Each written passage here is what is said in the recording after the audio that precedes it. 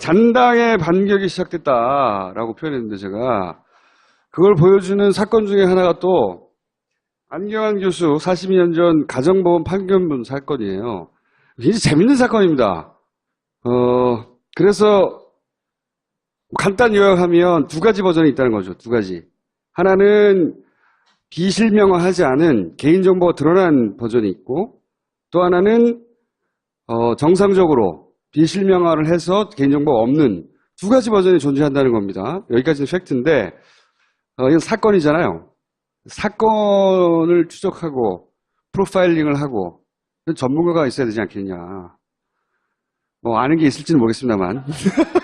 표창원 의원님 모시겠습니다.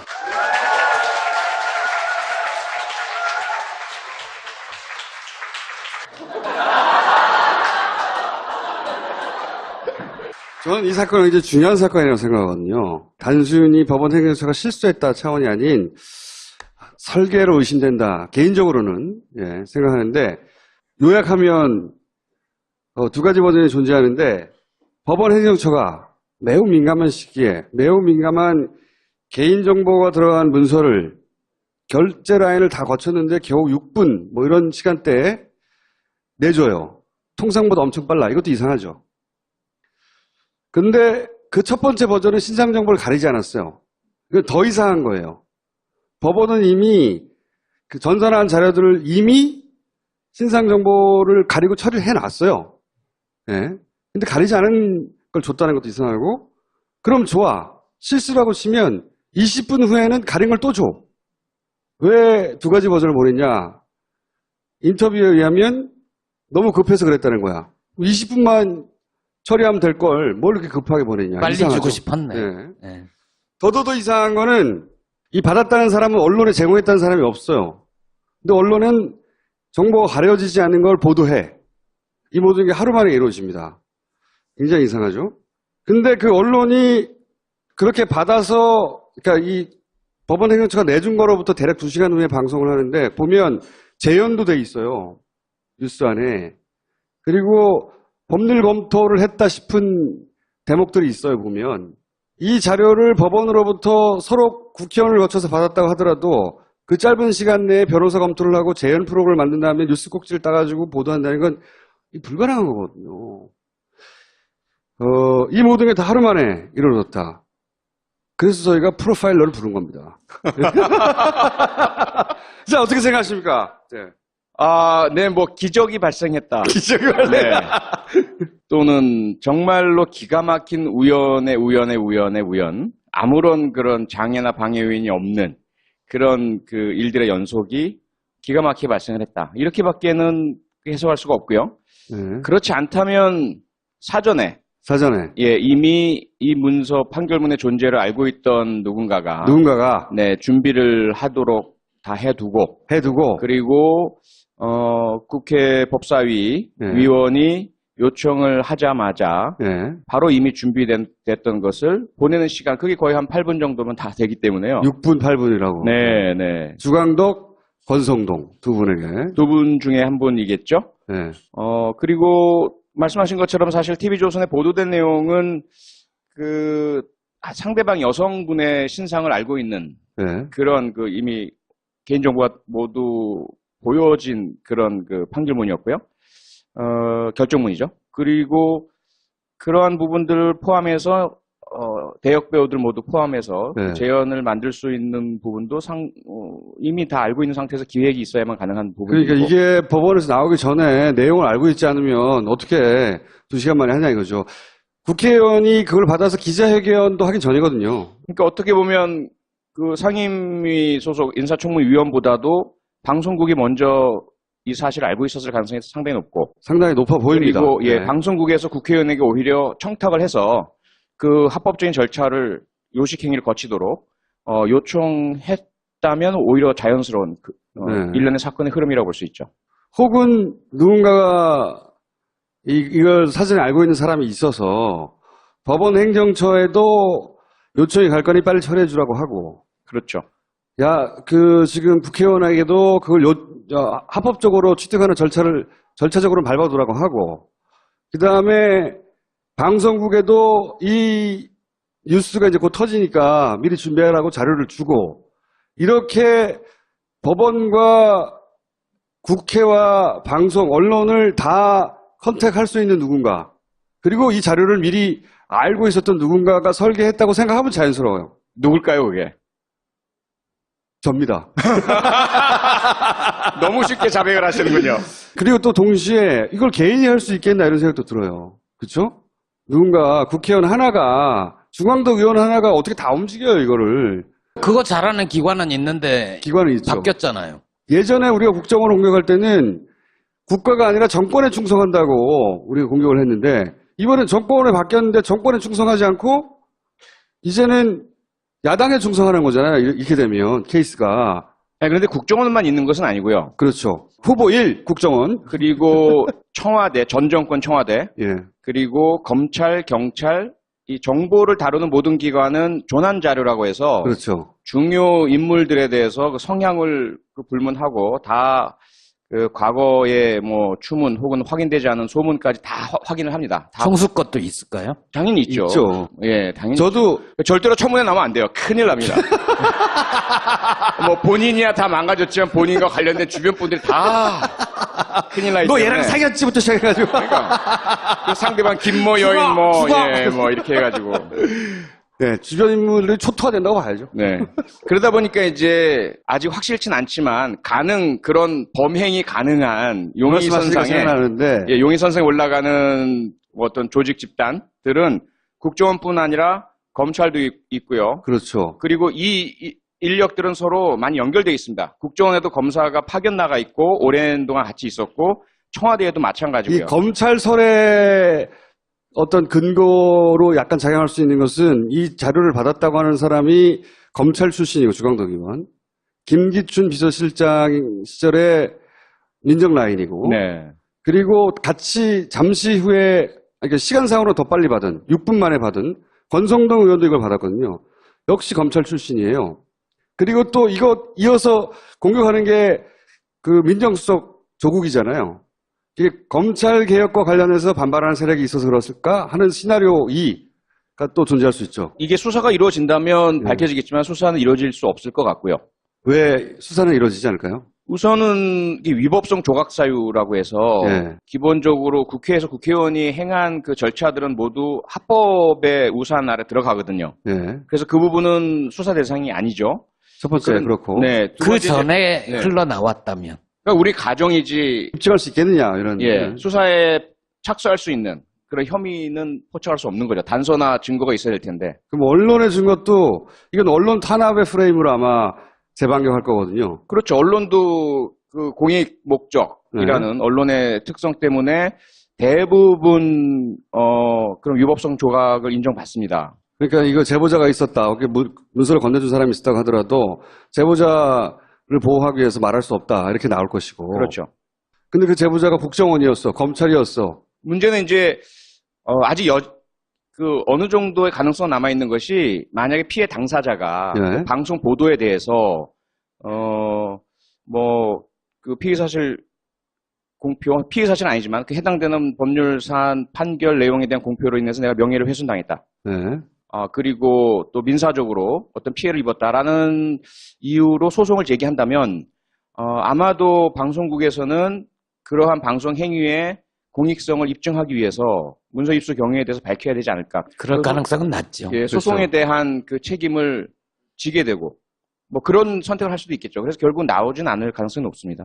그러면 세 번째 후보는 법원인가요? 법원도 법원 내 양승태 대법원장을 비롯해서 문재인 정부를 탐탁치 않게 여기는 사람들이 있어요, 많이. 그렇죠. 법원이 가장 가능성은 높죠. 이게 쉽죠. 그런 행동을 하기가 자체 내에서 그냥 판단 내려서 해버리면 되니까. 근데 법원은 자기들 금고에서 꺼냈으니까 그게 이제 법원 가능성의 근거고, 근데 이제 반론은 법원이 하긴 너무 공격적이고 뭐랄까요, 과감하지 않나, 법원의 속성상. 다만 이제 법원 내에 그 결정문이 있는 것은 맞지만 그것이 법원에 있다는 사실 자체는 외부에서 발설되었을 가능성이 높죠. 법원 내부는 정보 조직을 갖고 있지 않기 때문에 그렇죠. 예, 그걸 뭐 수시로 유명인이나 유력인들에 대한 과거 3, 40년 전 그 결정이나 42년 전이요. 예, 네. 그걸 뒤져보는 일은 안 하거든요.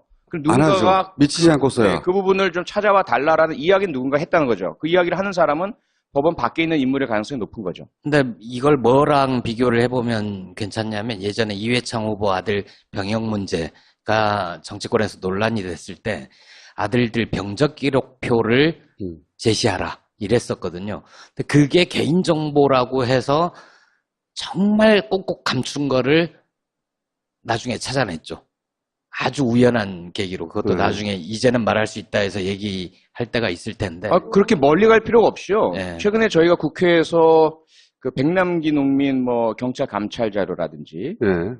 또는 그 뭐 수사 관련된 자료라든지 개인정보라고 안 주잖아요. 안 줘요. 네. 개인정보 혹은 수사 중 또는 뭐 소송 대상이기 때문에 안 준다. 근데 사실은 그 국회에서의 감정 및 뭐 증언 등에 관한 법률에 보면 그런 사유는 국회 요청 제출 기피 사유가 아니에요. 국가안보라든지 기밀이 아닌 한 제출하도록 되어 있는데도 불구하고 안 줍니다. 그 부처가 자체 판단해서 안 주는 게 엄청 많거든요. 엄청나게 많아요. 네. 그렇게 특히 해서 야당한테는 더 안 줘요. 더더군다나 이런 43년 전에 이 인사청문 대상인 후보자뿐만 아니라 그 상대방인 민간인 여성의 개인 신상 정보가 담겨 있고 상당히 아주 좀 은밀한 사적인 내용이잖아요. 그렇죠. 혼인과 관련된 그런 내용들이 또 개인 신상 정보, 주민등록번호, 본적 주소 다 있는 내용, 실명이 있는 내용을 8분 만에 넘겨준다? 네. 제가 1년 동안 국회의원 생활하면서 그런 기적은 전 만나본 적이 없습니다. 자료 하나 받으려면 얼마나 힘든데요. 결국은 안 줘요. 결국은 국회의원이 이게 무슨 국회의원이 무슨 권한이 있어? 라는 것을 1년 내내 느꼈었거든요. 그런데 뭐 이번 건은 정말 저는 이해할 수 없는. 더군다나 법원행정처가 그걸 내줄 때 결제 라인이 있어요. 이거 왔는데 어떡하죠? 위에 물어보고. 세 단계가 있어요. 그러면 민감하면 민감할수록 야 그건 내주지 말라든지. 왜냐면 안 내줘도 처벌 규정이 없어요. 이게 경고만 하게 돼 있지 각 부처의 독립성 때문에 국회에 내달라고 해서 안 내주면 처벌 이게 없어요. 근데 이렇게 민감한 걸 이렇게 신속하게 내주는 거는 전례가 없다. 저도 많은 국회의원한테 물어봤던데 야당 시절에 오래 겪어본 제일 빨리 받아본 거는 아주 단순한 개인시장 정보인데도 불구하고 하루 만에 받은 게 다음날 받은 게 제일 빨리 받았다고 하더라고요. 하루 만에 온 건 엄청나게 빨리 오는 거죠. 단순한 거였다고 그러더라고요. 한 장짜리. 근데 이거를 6분 만에 보냈다. 이거는 말이 안 되는 겁니다. 도저히. 그것도 야당이잖아, 야당. 야당은 잘 안 주거든, 원래. 아직 여당으로 생각하나 보죠. 대법원 예규에도 그런 개인 신상 정보는 어떤 경우에라도 가리고 제거한 상태에서 보내주도록 되어 있거든요. 그 자체 얘기도 어긴 거예요. 절차도 어긴 거고. 저는 이제 말씀하셨듯이 국정원일 수도 있고 검찰일 수도 있고 뭐 법원일 수도 있고 우리가 생각하지 못하는 개인일 수는 없어요. 어떤 기관일 수 있다고 생각하는데 이게 저는 국정원적이라고 생각하는 게 제가 오랫동안 국정원과 몸을 섞었다고 할까요? 반쯤 영혼을 섞어본 결과 국정원의 그 기획의 특징은 1단계에서 안 끝난다는 거예요. 1단계, 2단계, 3단계, 4단계 그림을 항상 그리고 1단계를 시작해요. 근데 이제 이게 처음에 악용한 문서, 그러니까 이 파일이 나왔을 때, 예정제 파일이 나왔을 때, 이거는 그냥 누군가가 정말 열심히 해서 찾아낸 걸 수도 있겠다라고 생각했는데, 이게 이제 점점 시간을 지나서 두 개가 존재하고, 그리고 또 조국 민정수석을 때리기 넘어가고, 그 다음에 야당이 그 이후에 마치 정해진 듯한 스텝을 착착착 밟아가거든요. 대출 국면을 만들어내고, 이건 굉장히 국정적이다. 그러니까 박정희, 박근혜로 이어지는 혹은 MB로 이어지는 그 라인들, 이 내부에 살아있었건, 혹은 뭐 외부에서 그쪽에다가 오더를 줬건, 그럴 가능성이 있다. 그러니까 찾기는 좀 어려운데 저도 상당 부분 동의하는 것이 네.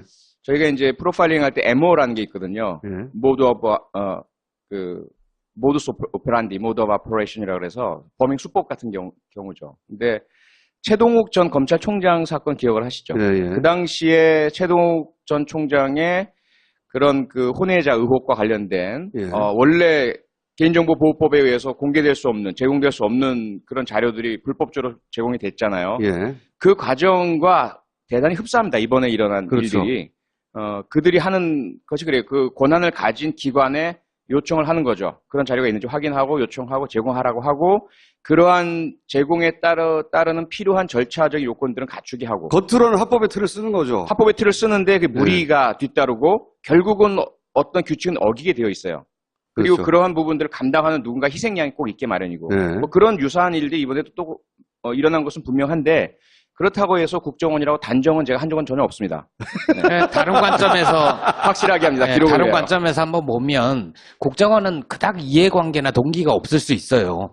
안경환 법무장관을 날리면서 동시에 조국 민정수석도 라고 생각했던 그룹은 오히려 검찰 쪽에 가깝죠. 검찰이나 그렇게 그 관점에서 네, 보자면. 대법원 뭐 이런 쪽이 더 가까울 수 있죠. 그 관점에서 보면 그런데 검찰은 이렇게까지 공작적이지는 않아요. 원포인트로 때릴 수는 있어도 뭘 흘려서. 그래서 저는 이제 물증은 없지만 제가 겪어본 바로는 매우 국정원적이다. 그러니까 한 3, 4일 전쯤에 이런 그림을 그린 거죠. 쫙. 국정원에 파견 갔던 검사들의 작품? 그러니까 사실은 그게 뭐 그 기관은 아닌 것 같고요. 기관 내 의사결정은 분명히 아니죠. 기관 단위의 의사결정은 아니겠죠. 기관 예. 내에 있는 기관 내에 있는 일부 세력? 예. 그 어떤 정권 교체에 반대하는 생각을 가졌다든가 혹은 검찰 개혁이나 전반적인 개혁에 대해서 동의하지 않는다든가 혹은 그런 그 법무부 장관의 비검찰 인사가 오는 것을 반대하는 어떤 누군가와 연결되어 있고 이익을 공유하는 누군가.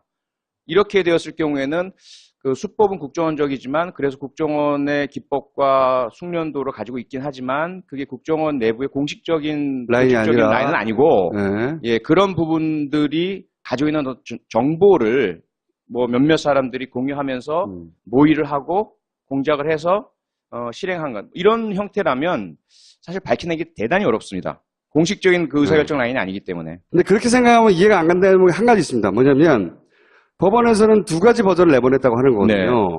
근데 저는 이게 믿기지가 않아요, 사실은. 잘. 법원은 전문가예요, 전문가.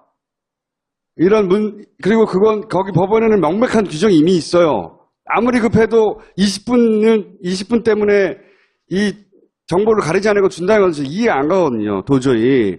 그래서 법원에서 나간 건 오히려 한 가지 버전밖에 없지 않을까라고 저는 생각하는데, 그러면 법원 행정처가 억울하니까 항의해야 되는데 왜 뒤집어 썼을까? 이 대목이 저는 이해가 안 가는데, 어쨌든 전체 학구에서 냄새가 많이 난다. 정윤회 문건 사건하고 비교하는데 정윤회 문건 사건 때 유출 자체를 가지고 문제 삼았잖아요. 그래서 왜 네. 유출 자체를 문제 삼냐고 하는데 이건 전혀 다른 거예요. 이 유출된 문서에 있는 사건은 다 일단락된 거예요. 재판이 나와서. 거기 파헤칠 내용이 아무것도 없어요. 그런데 정윤회 문건은 그 문건의 내용이 파헤칠 내용이었단 말이죠. 수사하고. 근데 이걸 프레임을 틀어버린 거예요. 그거 완전히 다른 사건이에요. 어쨌거나. 그래서 조국 민정수석은 나간답니까? 조금 전까지 나온 기사를 보면 우선 그 4당 간의 원내대표 협의가 있었던 것 같아요. 협의가 있었고 그 전에도 사실 다들 이 상태를 부담스러워 했거든요. 자유한국당도 반대를 위한 반대만 하고 목리 부리고 국회 파행으로 몰고 가고 이러한 모습이 점점 지지자들로부터 외면받고 있다는 사실을 알고 있으면서 언젠가는 그리고 빨리 가급적이면 이 상황을 벗어나고 싶어 하고 있었거든요. 명분이 주어지기를. 그래서 계속 이제 흘러나온 말들은 뭐냐면 대통령이 사과를 해라. 뭐 이런 식의. 조국이 와라. 예. 그리고 이제 운영위에 민정수석이 출석을 해라. 뭐 이런 것들을 요구를 하는 것이었죠. 그러면서 일정 정도의 명분만 만들어준다면 우리가, 정보조직법, 그 추경, 그 국회 일정에 협조하겠다. 이런 이제 분위기는 있었어요. 그리고 우리도 마찬가지로 정부 빨리 출범을 해야 되는데 추경도 통과가 돼야 되고 정보조직법도 이제 통과가 돼야만 새로운 정보 구성이 될 테니까 그러니까 어쨌든 타협을 봐야만 하는 입장이었고요. 그러다가 이제 오늘 국회의장께서 이제 주재를 하셨고, 그리고 그 전에 청와대 정무수석이 왔었죠. 국회의장을 예방하면서 요청을 드렸고, 그러다가 이제 그 4당 원내대표 간에 만나서 합의한 내용이 아마 그거 같아요. 그래서 아마 조국 민정수석도 동의를 한 것 같고, 그래서 운영위원회에 출석하겠다. 조국 민정수석이 수석하는 것으로 이제까지 나온 기사만 보면 그런 것 같습니다. 좀 더 확정된 건 아니고요. 수석하는 게 제가 보기엔 야당한테는 안 좋은 것 같은데. 그렇죠. 비주얼상. 그리고 논리적으로 잘 답변할 것 같은데. 네, 뭐 워낙 논리적이고 이 사건 자체에 대해서 민정수석이 뭐 더 이상 밀리거나 몰릴 이유가 전혀 없거든요. 기본적인 사과는 네. 할 테고, 네. 포괄적인. 그렇죠. 어쨌든 인사 문제가 생겨서 죄송하다는 사과는 할 것이고, 그 외에 질의나 공격에는 대단히 잘 방어할 것 같은데. 그렇죠. 근데 이제 이런 거죠. 때리는 게 목적인 거예요. 조국 지금 한 달 반 됐는데 민정수석을 어떻게 날려요? 못 날려요. 대통령이 미치지 않 날리지 않고요. 네, 그걸 뻔히 알지만 어쨌든 끌어내서 때리고 지지를 흔들고 잡음을 만들어내서 왜냐하면 기사를 다 읽는 사람보다 쓱쓱 이미지만 받아들이는 사람이 많으니까 어쨌든 지지를 끌어내리고 흔들어내려고 하는 거죠 지금. 그리고 일종의 성과를 올려야 된다라는 강박관념이 좀 있는 것 같아요. 그동안 그렇게 욕먹으면서 반대를 했는데 아무런 것도 얻지 못하고 물러서면 완전히 그건 뭐 죽는 거니까 무엇이라도 하나 가시적인 성과를 거둬야 될 텐데 그게 아마 민정수석의 운영이 출석인 것 같습니다. 민정수석 뭐고 하고 주는 거예요 그럼? 운영위원장은 안 바꾸나요? 원래 운영위원장은 여당이 했던 거잖아요. 네, 관행이죠. 네. 법적인 강행사항이 아니다 보니까 네. 자유한국당이 안 주고 있어요. 네, 지켜라라고 하는데 안 내놓고 있습니다. 그런 것도 처음 보네.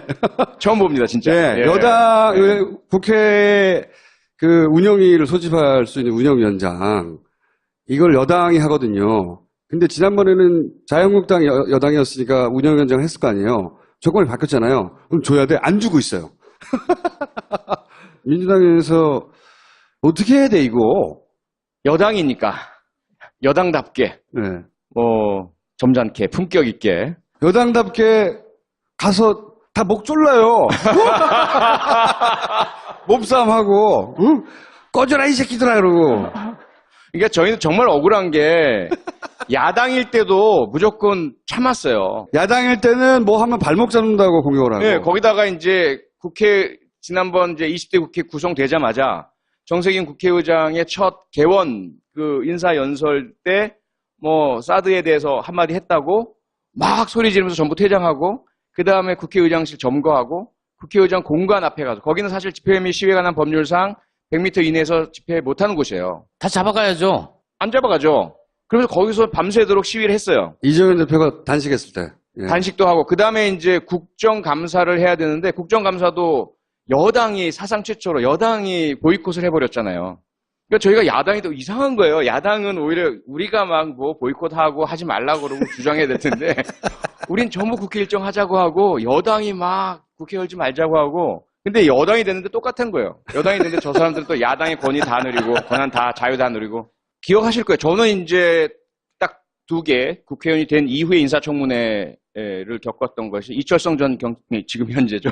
경찰청장하고 김재수 농림축산식품부 장관하고 얼마나 문제가 많았어요. 음주운전. 운전만이 아니라 음주 사고에다가 당시에 경찰관 신분을 속였기 때문에 징계를 안 받았고 만약에 경찰관 신분임을 드러냈다면 중징계를 받았을 테고 경찰청장이 될 수는 없는 거죠. 그런 부분이기 때문에 대단히 심각한데도 불구하고 강행했어요. 청문보고서 채택을 안 해줬지만 임명했어요. 그때 이제 우리가 어떻게 할까 이건 받아들일 수 없지 않나라고 했을 때 그래도 우리가 인사권자의 결정에 대해서 야당이 뭐 여기에 대해서 뭐 국회 파행으로 간다든지 장외를 간다든지 하면 우리가 역풍을 맞아 이러면서 우리는 스스로 그거를 고쳐야 돼 정신 마인드를. 아니 근데 그 자체가 저희는 정말 잘했다고 생각하는 게 그때 우리가 국회의 정규 일정을 모두 지켜나가면서 어쨌든 대통령의 인사권을 존중을 해줬거든요. 그렇기 때문에 우리가 할 말이 있는 거죠 지금. 제가 보기에는 이 민주당이 아직도 야당 때 뭐랄까요 그 수줍음? 얌전함? 뭐 이런 거. 부드러움? 뭐 이런 걸 갖추고 있죠, 저희가. 그 자기 검열? 이걸 좀 버리고 네. 좀 강하게 들이받고 나가세요. 요거 헤드락하고 하고 드러내고 다 꺼져 이 새끼들 하고. 민주당 내에서는 그런 얘기는 없습니까? 야, 우리 이번엔 세게 돌파하자 이런 얘기요? 제가 제일 강성이니까. 언제나 제가 무슨 사고 칠까봐 걱정들 하고 계시기 때문에 네. 저는 늘 이렇게 자기검열을 상당히 강하게 하고 있습니다. 네? 네, 고맙습니다. 네. 제가 오촌살인 사건 재수사도 얘기를 나눠보려고 했는데 예. 오촌살인 사건 재수사 여당이 됐는데 할 수 있습니까? 경찰은 할 생각이 없다는데? 그러니까 그게 좀 이상한 게 이철성 경찰청장은 수사 경험이 전혀 없어요. 그리고 이 사건에 대해서 잘 몰라요. 예. 그런데 재수사할 필요가 없다는 말을 왜 하는지 전 이해를 못하겠고 예. 굳이 그 말을 하지 않아도 되거든요. 굳이 했잖아요. 그러니까요. 수사국장에게 위임해도 되는 것이고 그래서 저는 전혀 불필요하고 해서는 안 될 말을 했다라고 생각을 네. 하고 그 말을 하라고 누가 시키지 않았을까요? 그것도 설계자가 있는데 아니, 그러니까 저는 경찰청장이 이 사건에 대해서 재수사할 생각이 없다는 말을 할 필요가 없거든요. 전혀 할 필요가 없어요. 네. 그 얘기를 왜 해요? 검토한다고 해도 되죠. 그거는 그 자체가 수사권 독립을 하면 안 된다라고 경찰청장이 외치는 거랑 똑같아요. 왜 우리가 수사권 독립을 하자고 합니까? 검찰이 쥐고 있고 경찰이 마음대로 못하니까라는 것인데 지금 수사 라인에도 들어가지 않고 형사소송법상 수사권이 없는 경찰청장인데 그 사람이 수사를 하지 않겠다라고 하는 것은 경찰 내 수사가 행정으로부터 독립되지 않다는 이야기예요. 그렇게 이야기해가지고 무슨 검찰로부터 수사권을 독립시켜달라고 할 수 있겠습니까? 그리고 그 사건에 대해서 왜 재수사하지 않겠다고 하는지를 모르겠어요. 그 모든 사건의 그 수사라는 것은 그 재판과 다르기 때문에 재심은 상당히 어렵잖아요. 요건도 강하고 다시 판결에 준하는 재심 결정이 있어야 되지만 수사라는 것은 행정행위이거든요. 얼마든지 혐의점이 더 드러난다든지 의혹이 제기된다든지 새로운 어떤 진술이나 증인이나 증거나 이런 것이 나타나면 당연히 재수사를 해야 되는 것이거든요. 이 부분은 경찰청장이 판단할 게 아니에요. 할 얘기도 아니고 수사를 담당했던 경찰서에서 다시 한번 들여다보고 그쪽에서 만약에 재수사할 필요가 없다라고 한다면 말이 돼요. 그러면 그 부분에 대해서 다시 챌린지하고 수사 이의 신청하고 이렇게 하면 되거든요. 그런데 그것을 아예 수사 실무 담당 부서에서는 말도 못하게 위에서 재수사 없다라고 해버리니 그러니까요. 일선 실무에서 형사들은 말도 못하는 거죠. 이거는 있어서는 안 될 일입니다. 그래서 어떻게 됩니까? 그래서 일단 저희가 안전행정위원회에서 일단 문제 삼아야 되겠죠. 문제 삼고 비판하고 재수사의 필요성을 강조하고 그리고 그 뒤에 어떻게 되는지 지켜봐야 되겠죠. 문재인 정부하에 경찰청장이 안 하겠다잖아요. 근데 백남기 유족한테 사과도 안 한다고 했다가 사과를 했잖아요. 네. 그런 식으로 또 바뀔 수 있는 거 아닌가요? 당연히 바뀔 수 있고요. 문제는 경찰이 안 해도 검찰이 할 수가 있고 사실 박용수 특검이 이 사건을 수사를 하던 중이었어요. 그런데 워낙 본줄기가 아니다 보니까 그렇죠. 이 사건에 집중을 못하고 시간도 없고 그때. 네, 시간도 없고 해서 사실 그냥 중단이 된 상태이고 만약에 경찰이 안 한다고 한다면 만약에 또 그 문제가 제기가 되고 필요성이 강조가 되면 검찰이 재수사를 할 수도 있습니다. 그러면 더 경찰은 곤란한 위치가 될 것입니다. 알겠습니다. 오늘 나오셨는데 혹시 못하고 가신 얘기 있습니까? 최선을 다해 열심히 잘하겠습니다. 고맙습니다.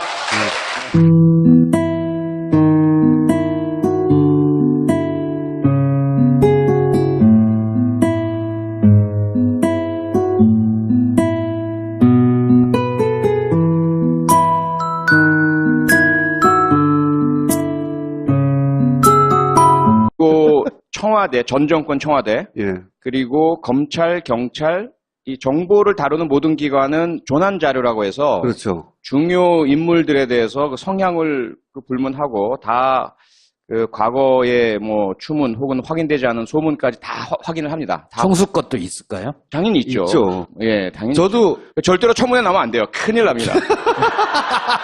뭐 본인이야 다 망가졌지만 본인과 관련된 주변 분들이 다 큰일 나기 너 때문에. 얘랑 사귀었지부터 시작해가지고. 그러니까 그 상대방 김모 여인 뭐 이렇게 해가지고. 네, 주변 인물들이 초토화된다고 봐야죠. 네. 그러다 보니까 이제 아직 확실치는 않지만 그런 범행이 가능한 용의선상에 생각나는데 용의선상에 올라가는 어떤 조직 집단들은 국정원뿐 아니라 검찰도 있고요. 그렇죠. 그리고 이 인력들은 서로 많이 연결되어 있습니다. 국정원에도 검사가 파견 나가 있고 오랜 동안 같이 있었고 청와대에도 마찬가지고요. 이 검찰설에 어떤 근거로 약간 작용할 수 있는 것은 이 자료를 받았다고 하는 사람이 검찰 출신이고 주광덕 의원, 김기춘 비서실장 시절에 민정 라인이고, 네. 그리고 같이 잠시 후에 그러니까 시간상으로 더 빨리 받은 6분 만에 받은 권성동 의원도 이걸 받았거든요. 역시 검찰 출신이에요. 그리고 또 이거 이어서 공격하는 게 그 상당히 높고. 상당히 높아 보입니다. 그리고 예, 네. 방송국에서 국회의원에게 오히려 청탁을 해서 그 합법적인 절차를 요식행위를 거치도록 요청했다면 오히려 자연스러운 네. 일련의 사건의 흐름이라고 볼 수 있죠. 혹은 누군가가 이걸 사전에 알고 있는 사람이 있어서 법원 행정처에도 요청이 갈 거니 빨리 처리해 주라고 하고, 그렇죠. 야, 지금 국회의원에게도 그걸 합법적으로 취득하는 절차적으로 밟아두라고 하고, 그 다음에 방송국에도 이 뉴스가 이제 곧 터지니까 미리 준비하라고 자료를 주고, 이렇게 법원과 국회와 방송, 언론을 다 컨택할 수 있는 누군가, 그리고 이 자료를 미리 알고 있었던 누군가가 설계했다고 생각하면 자연스러워요. 누굴까요, 그게? 접니다. 너무 쉽게 자백을 하시는군요. 그리고 또 동시에 이걸 개인이 할 수 있겠나 이런 생각도 들어요. 그렇죠? 누군가 국회의원 하나가, 중앙덕 의원 하나가 어떻게 다 움직여요, 이거를.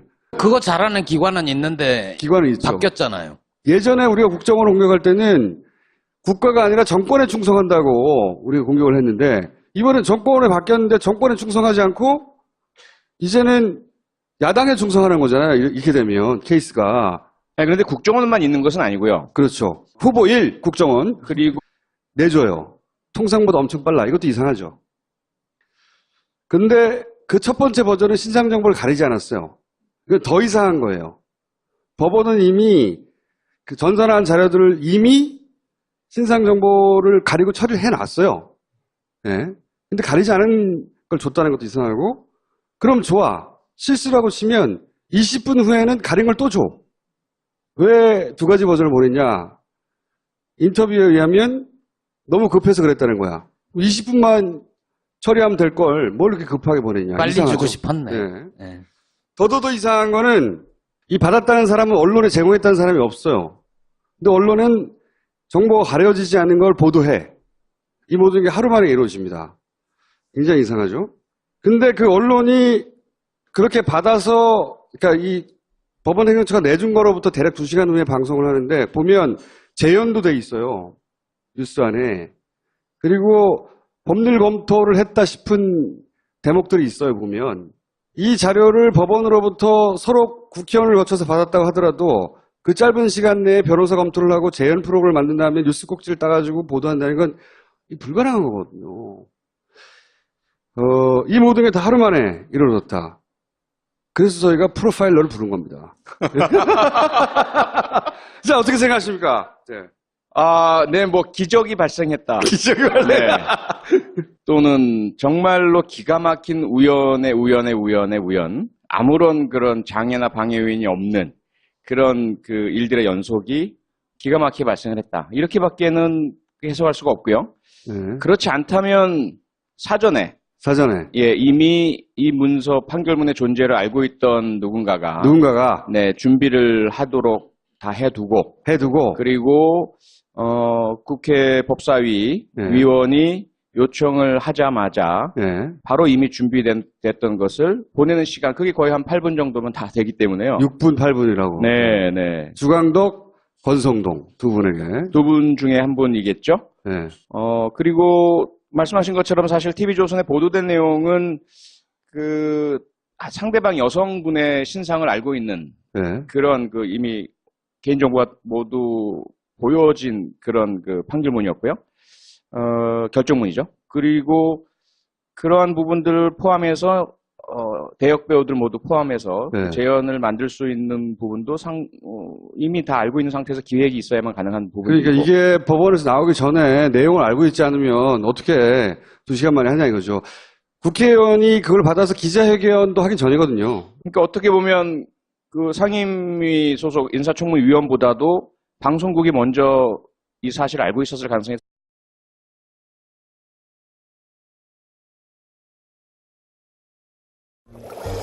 잔당의 반격이 시작됐다라고 표현했는데 제가 그걸 보여주는 사건 중에 하나가 또 안경환 교수 42년 전 가정보험 판결문 사건이에요. 굉장히 재밌는 사건입니다. 그래서 간단 요약하면 두 가지 버전이 있다는 거죠. 두 가지.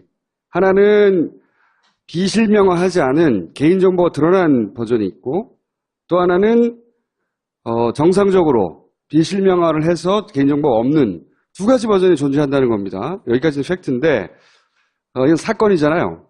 사건을 추적하고 프로파일링을 하고 전문가가 있어야 되지 않겠냐. 뭐 아는 게 있을지는 모르겠습니다만 표창원 의원님 모시겠습니다.